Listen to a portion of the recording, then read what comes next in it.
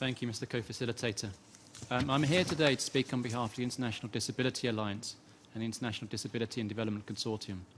Like others in this room, we recognise that the SDGs represent a once-in-a-generation opportunity to reset the compass.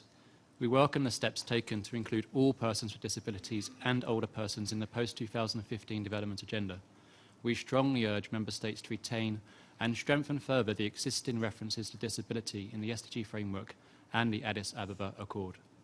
Today, however, I want to focus on how we can ensure the post-2015 development agenda truly transforms the lives of all persons with disabilities, to ensure that we are not here simply to agree meaningless words on a page, but to assure effective and tangible change for persons with disabilities. We have 6 recommendations.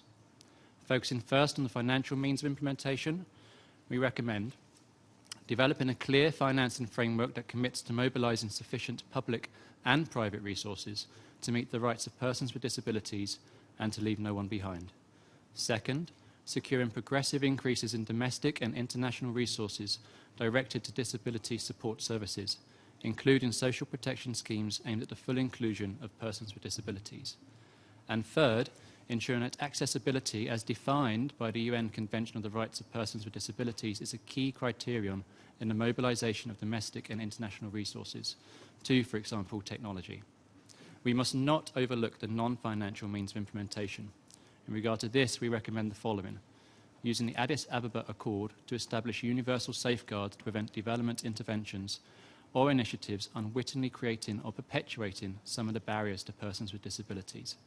Also requiring all plans, development strategies and/or mechanisms established to help implement the post-2015 development agenda to complement and support the national implementation and reporting requirements of the UN Convention on the Rights of Persons with Disabilities.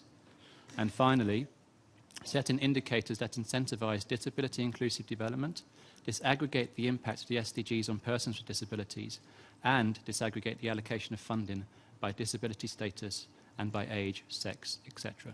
Thank you for your time.